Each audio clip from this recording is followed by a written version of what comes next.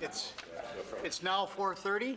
It's January 10th. I'd like to call the first meeting of 2017 of the Moorhead Public Service Commission to order. Is there a motion concerning our agenda?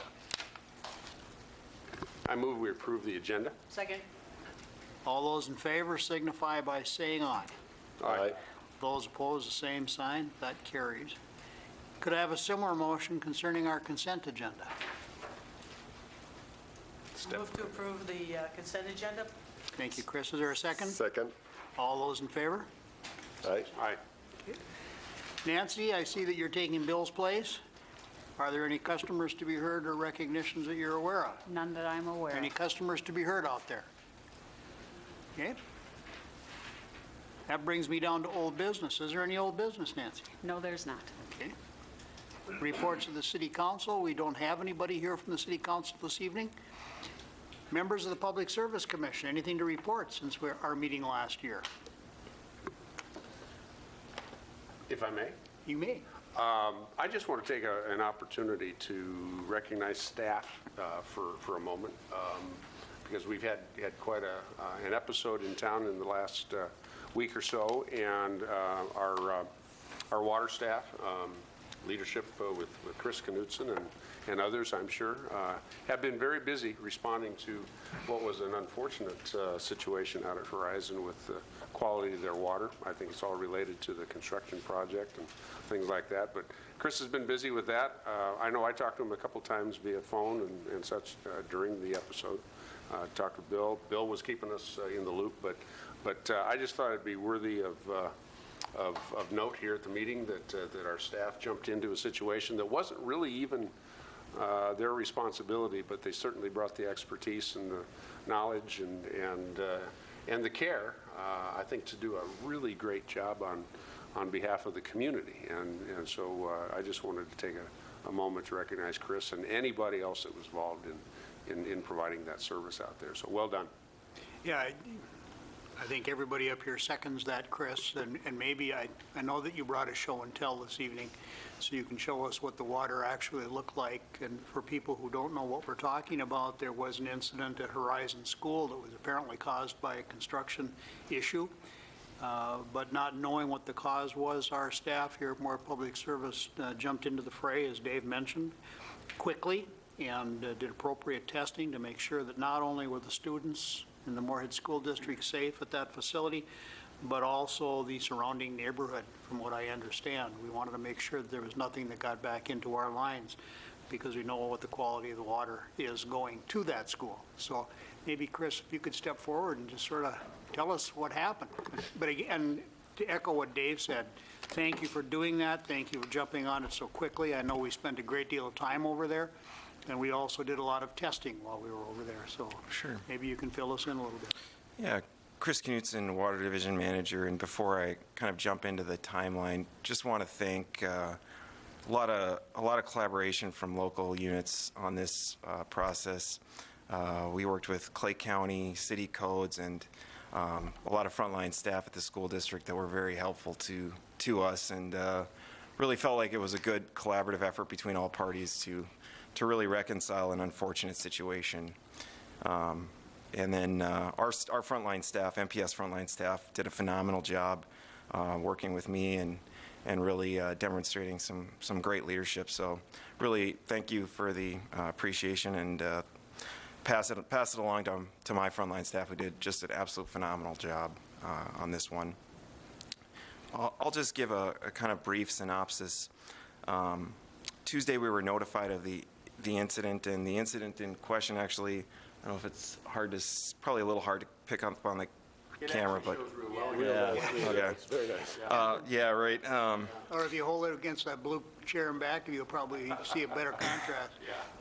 MPS was notified late Tuesday afternoon of a potential incident at Horizon whereby this blue-colored water was coming out of several drinking fountains, and we responded immediately, got some staff down there, started sampling, started flushing, and starting a return to service procedure. On Wednesday and Thursday, we actually, as Ken alluded to, we looked at the distribution water quality around the facility, verified that all of the distribution water quality parameters were normal. They indeed were. One of the challenges for this project was actually getting copper samples to Detroit Lakes. MPS is not certified to test for copper, so we had to basically run samples continuously back and forth between Detroit Lakes. And then yesterday, we actually ran samples down to the Twin Cities to make sure that we could get school back in session today, because the lab in Detroit Lakes, actually, their instrument had an issue. So we ran it down to the Twin Cities yesterday. We were able to verify that our distribution water quality was not causing the issue. The issue was internal to Horizon. Really help them kind of identify the hot spots and then work with them to flush the copper out of the system. So just late yesterday, we were notified that indeed all the copper had been flushed out of their system. We notified them that they could proceed this morning with return to normal service. So one of the great examples, one of our staff actually found a drinking fountain right before we were, a couple days ago, I believe on Wednesday or Thursday, that had been missed from a flushing procedure. They were able to find that and identify that we needed to flush some additional areas. So again, great response by first line staff, and happy to be able to help Horizon return to service today. So How often does something like this happen?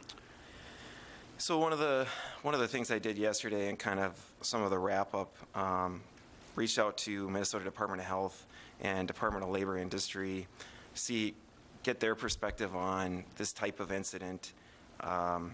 It does happen every so often, but probably in Minnesota maybe once a year for all of Minnesota. In this particular case, we believe the cause of the incident to be related to construction inside the building, where they replaced some interior piping in the system, actuated the valve, basically shut the water off to the school, did the work, turned the water back on, didn't flush the system adequately, so some of the scale from the inside of the pipe was released into the interior plumbing and not adequately flushed. In most cases around the state, actually, it's some type of what we would call a cross connection, so some type of like a boiler feed or a soda machine that's connected to the water system and not functioning properly and sending, the most prominent example was a case where the pot machine was sending carbonation back into the water system inside the building, acidifying the water, and then causing a similar type event for that facility. I'm not sure where it was, but probably on average, yeah, about once a year for the entire state. So not very frequent, certainly something, I have not seen something like this in my tenure at Moorhead Public Service, but something that is an issue. Cross connections inside facilities are a big issue, and not always something that facilities are looking at. So that wasn't the particular cause of this incident, but it is a frequent cause of these types of incidences throughout the state. I can honestly say I've not seen a similar instance in my tenure with Moorhead Public Service either, and it's far longer than yours. And again, thanks. Everybody did a great job. And thank you for letting the public know, and the staff letting the public know what was going on over there. John? Kris, with an event like this happening, would we now have the ability to put something in place that if this happened again somewhere to some of our customers, who to contact or how to ensure they get the assistance that they need in the future? Would that be any value, or is this just a one time out of a million that it would happen again? It's a pretty rare incident. However, we always advise the public, if they ever have any questions or any doubt or any uncertainty, to call. I mean, the worst, we don't have any problem going out to any residential customer, any other customer for that matter, and just taking a look at it, just running normal water quality tests and taking a look, and maybe, maybe there's nothing to worry about, but maybe there is something, or maybe there's something we should look at. So we actually keep in our GIS database the number of calls we get and the number of inquiries we respond to, but we don't have any issue going out and doing those types of investigations. It's part and parcel of what we do. Thank you, Kris. Other members of the Public Service Commission, anything to report? Yes, Kris. The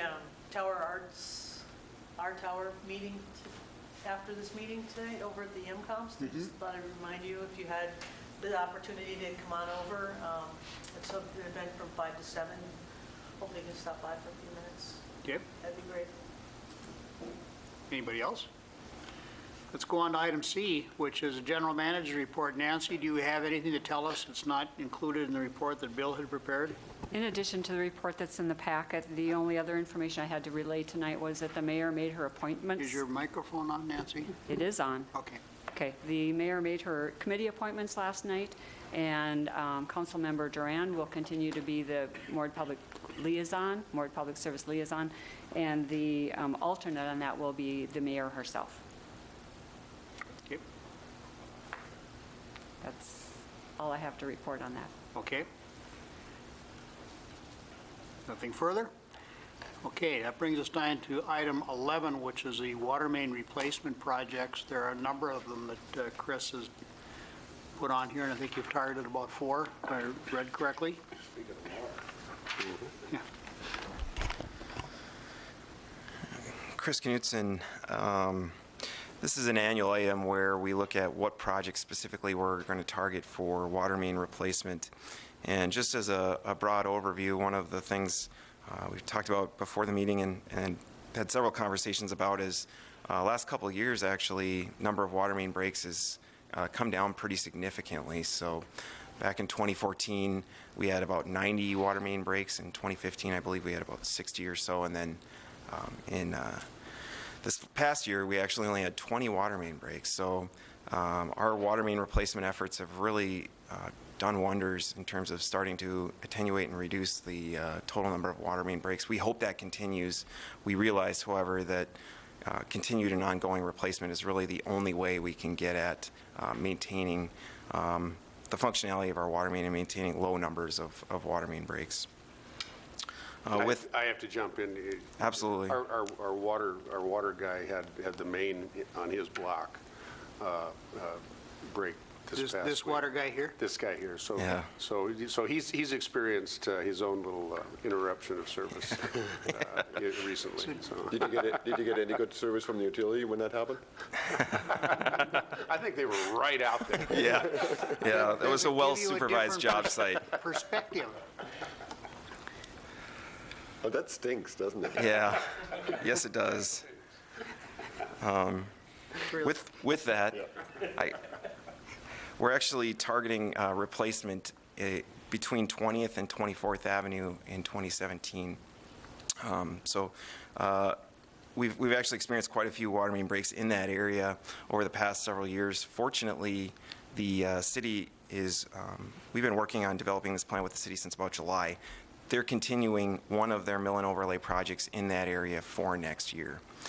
So along 17th Street, which has really been a problem area, we're planning on doing water main replacement there. And then along River Shore Drive between 24th Avenue and to the interstate or so. So those are the two main projects for next year. The city actually pulled back quite a bit from their originally intended mill and overlay projects between 20th and 24th Avenue. So we'd originally budgeted about $1.41 million for replacement for next year. We've decreased that probable cost to about $1.075 million as a result of their pullback from mill and overlay projects. The difference between those two numbers, we're evaluating some options in terms of a kind of a water main buffer fund or a water main. That's the best way I can describe it. Nancy could probably jump in with kind of how we're looking at that. We're looking at a couple different options on how to reserve those fluctuations in water main replacement from year to year. So one of the things we'll be working on, we're working on with the auditors is either to just dedicate those funds some way internally within our budget Or the other option might be to actually go to our financial strength policy and look at our reserve policies and add a second layer of reserves specifically for that, so that in the long term, we plan to and do get all of our water main replacement dollars dedicated to water main replacement. So if we, as we continue those discussions with our auditors, we may ask the Budget Committee to engage in that and take a look at that issue with us a little bit. Sounds like and a then bring great it back to idea. the commission. I'm getting comments from We both already sides like here. it. Okay. We already like it. Ralph poked me first. Have you got a comment to make? Yeah, so I mean, I assume that the city is just postponing the projects to some other time, right? Right. Maybe next year or year Correct. after. Yeah, they moved it to 2018, so So let's say we did this, and let's say they're moving 4 projects, which we're now going to do in 2018. Correct. And we have an additional 8 projects in 2018 that we had planned anyway. I'm just making up the numbers, okay? Can we handle that from a pure staffing perspective? And my assumption is yes, because we're going to the outside and have third-party contractors do it anyway. right. So And our, also- our internal staff to contractor ratio just shifts as a result of the amount of total work. We can only handle so much internally. So, for example, this year, it's probably going to be 80% internally completed, water main replacement, 20% contracted. Next year in that scenario, it might be 80% contracted, 20% MPS. I mean, I really like the idea of moving the funds, because we have to do it anyway. We know we have to do Right. it. And the reason we're going in with the city is it's, first of all, it's cheaper, but most importantly, we only have to open up the road once for the neighbors, right? Yeah. Instead of going and have the city do theirs and then we do ours. It's just less total disruption to the neighborhood. But it is a substantial cost savings to MPS. If I can follow up a bit on Ralph's line of thinking, I see that by the League of Minnesota Cities newspaper that just came out in the past couple days, that the governor's budget has now been released for the legislature to work on. That included in his capital budget is $42 million for the railroad underpass, presumably a 20th. That does not include, if I remember correctly, that number doesn't necessarily include our number for that capital improvement project or what's going to be necessary there. And where I'm going with this is, does that mean that some of those funds that are being set aside can be used to partially offset that Well, I cost? think water is included, right? That's correct. Yeah, Does that- water Does that was. 42 cover it? Okay, Yeah, so it does, not but it just electric. doesn't cover the electric. Yeah. Okay.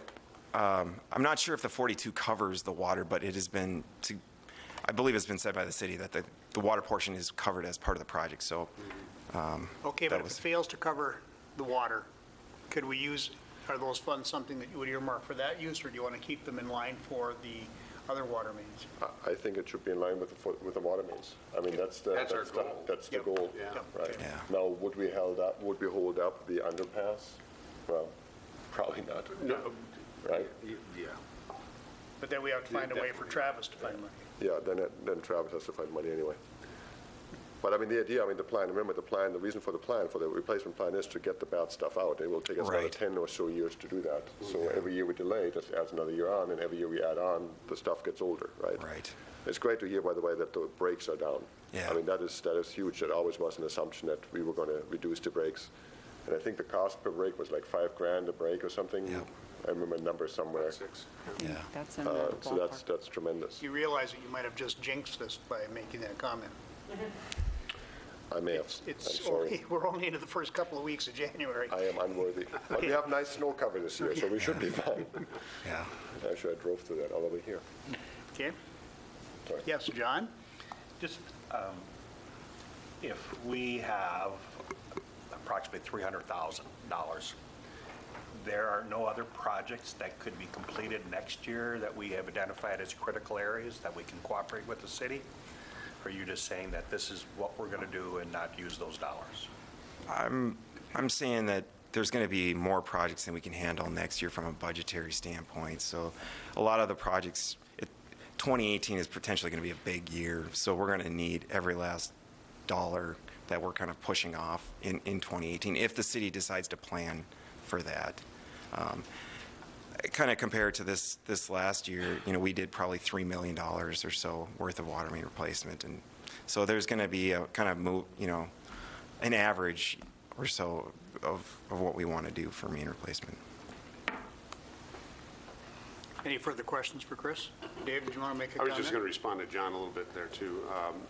Not totally, but there is a degree of savings that we made to our rates as well, because of that anticipated cutback on cooperation with the city. So we pass some of that along to our ratepayers as well. Okay, anything further? Any further comments that you want to make, Kris? Could I have a motion, please, concerning item 11? I move approval of item 11. Is there a second? Okay. All those in favor, please signify by saying aye. Aye. Those opposed, the same sign. That motion carries. Brings us down to item 12, which is to approve consulting services for employee survey, leadership training, and culture initiatives, Phase 4. Who's speaking to this? I will take this Okay. one. So beginning in 2014 and 2015, MPS has ramped up the employee recruiting and retention programs within MPS to make sure that we've got qualified, experienced staff here at MPS.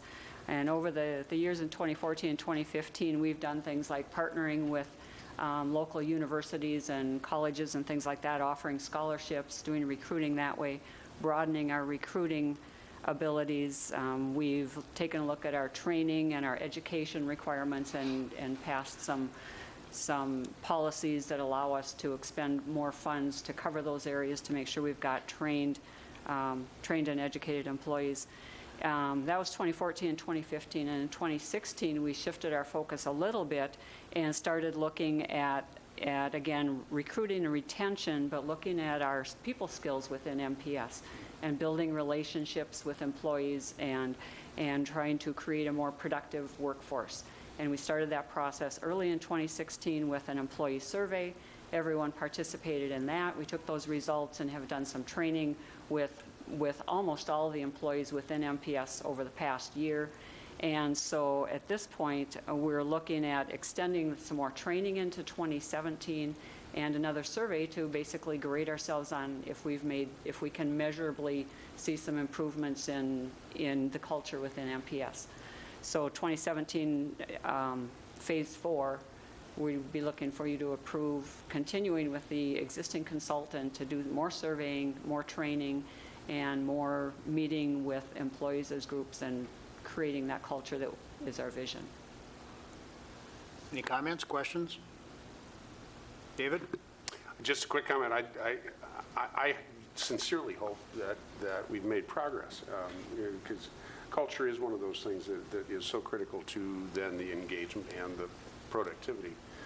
So the survey coming up, I'm really anxious to see the work of the survey, to see if we have in fact had some impact with the effort with Tanya and her organization and so forth. So I just want to make just that quick comment that I think it's been a very positive thing, but I can't honestly say that with certainty until I guess we survey folks. So. And it will be a slow process, so we don't expect to see great leaps and bounds in 1 year, but we expect to be able to measure some improvement, and we need to keep going in that direction. So we'll continue with the training and meetings and getting employees involved in the process. Any further questions? Well, I think you'll see the results, without being able to measure them in things like that happened with Horizon, right, where the team steps up, stuff gets done.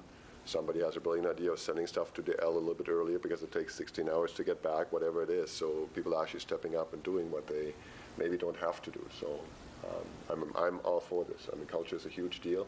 As the millennials come in, it will even be a huger deal, and let's create a great culture around here. Okay. Anything further? Any questions? Any comments? I move approval. Is there a second? Second. All those in favor signify by saying aye. Aye. Those opposed, the same sign. That motion carries. That really sort of brings us to the end of our meeting. I notice, yes, John? Can I pose a question? Certainly. I think Dave mentioned it, and Ralph just mentioned it as well, Kris, that you had to send these samples to Detroit Lakes and send it to Minneapolis. I believe we have talked about the idea of having Board of Public Service certified or getting appropriate credentials. I don't know if that's something that we need a motion of or whatever the case, but certainly with something like this, that reinforces the idea of getting our public service certified in those So areas. this is sort of coming up under old business? Yes, I apologize for being inappropriately bringing this at the end No, of the meeting. I think Again. it's a great point, but But yeah, it's a good question. I brought it up very, with them earlier. very good question. It's something we can do a report on. There is a decent amount of cost to get not only, first off, you have to get the instruments, and then there's quite a bit of paperwork that needs to be done. I think there is definitely some value in doing it, but I want to do a kind of a cost-benefit analysis. I'd be happy to do that and then provide it to the commission for evaluation. How long do you think you would need for that, couple months, or depending on what you all have going? I think we could bring it back in February. That's enough time? Yeah, I think we can do something. Yeah, I think we should be able to do it in February. Hey, Chris, this generally aligns well with your goals for the lab and improving the lab. Yeah, it does. I want to make sure if we were going to do it, that it would stay within our existing staffing scope, and so we wouldn't have to, do a lot of overtime or, there just needs to be a full evaluation of the cost implications. I was going to ask you that same question about staff. Does our current staff have the training necessary to fulfill those? It wouldn't be an issue of training. It's just more an issue of time. Okay. We have proper credentials. Ralph? Question, is this something that we can share with Fargo? You guys have done some sharing before. We have done some sharing before, or does it need to be in state? It's different. For example, Fargo would have the ability to do these types of analysis, but it wouldn't be certified in Minnesota. So I could take these results, No, got it. Yeah, Is that why we went to DL? correct, Okay. correct. Got it. Okay. Does that answer your question, John? Okay. And if you could, make sure to bring that back in February if you can. Okay. Anything further? Okay, the meeting's adjourned.